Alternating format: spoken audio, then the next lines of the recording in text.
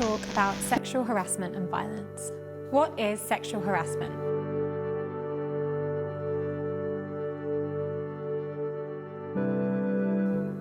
Do you, as a trusted adult, know the ins and outs of sexual harassment? Sexual harassment can be described as unwanted conduct of a sexual nature. It's important to understand that it can occur both online and offline, between any age or gender, and even in groups.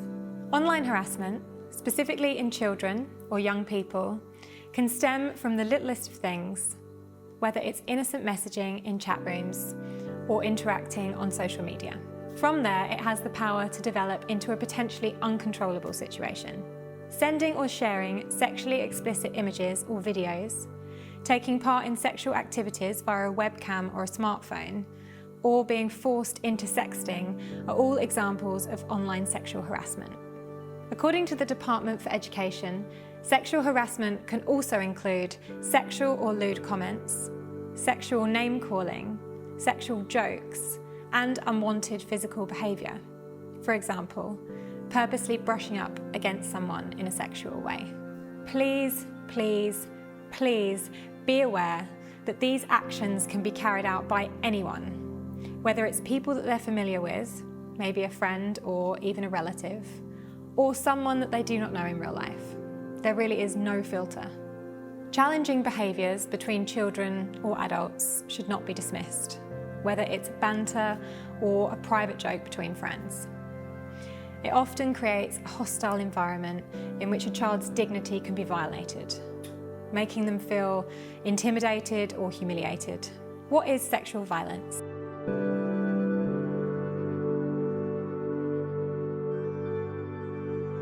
Sexual violence is slightly different to sexual harassment, and it can be seen as more severe.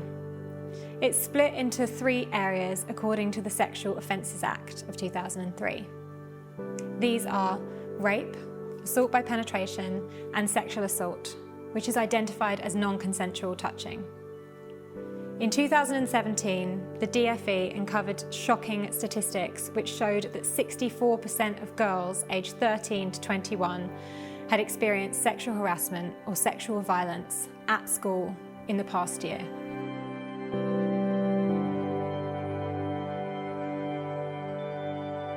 With such extreme statistics, how do we as trusted adults raise awareness to children and young people regarding sexual harassment and violence? 1. Encourage open conversations with children about sexual harassment and violence. It is okay to talk about it. Yes, it's a difficult subject.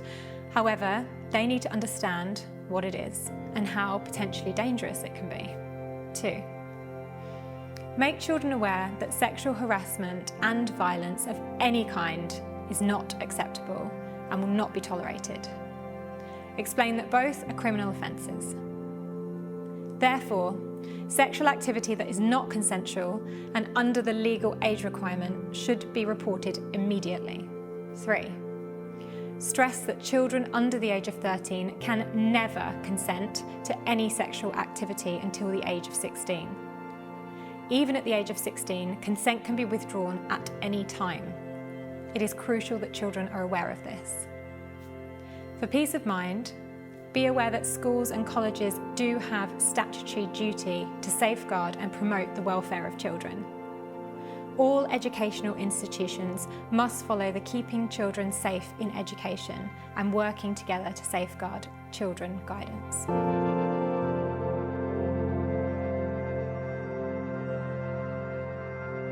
As a trusted adult, what signs should you look out for?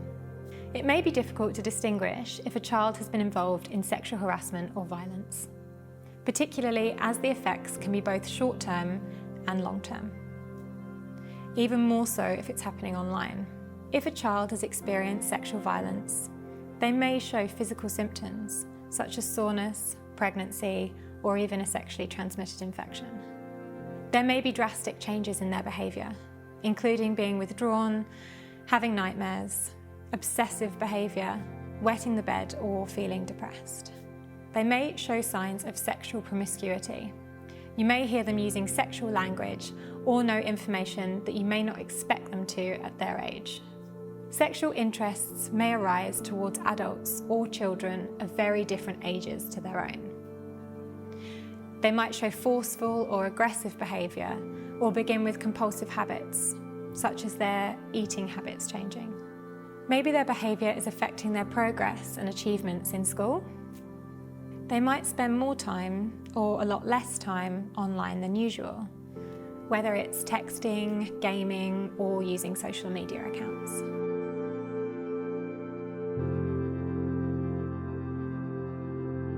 So, what to do if you suspect your child is a victim of sexual harassment or sexual violence.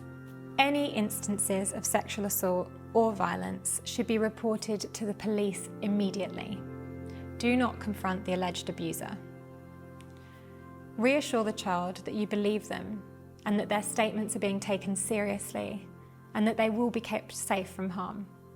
If a child seems upset or confused about a situation surrounding sexual harassment or violence online, use blocking and reporting tools to firstly report the account. Ensure parental controls are enabled and, if necessary, keep an eye on your child's web activity to ensure these risks don't happen again. The designated safeguarding leads within your child's school will be aware of their statutory and legal responsibilities under the Human Rights Act of 1988 and should be able to offer advice on how to deal with incidents of a sexual nature. In the event of an allegation of sexual harassment or sexual violence, it is the duty of a designated safeguarding lead, DSL, to make an initial balanced risk assessment. The following should be taken into account: the wishes, needs, and the circumstances of the victim, the ages of the children involved, and whether there is a pattern of abuse, the alleged perpetrator, including any developmental or special needs, and the potential risk to other children and adults.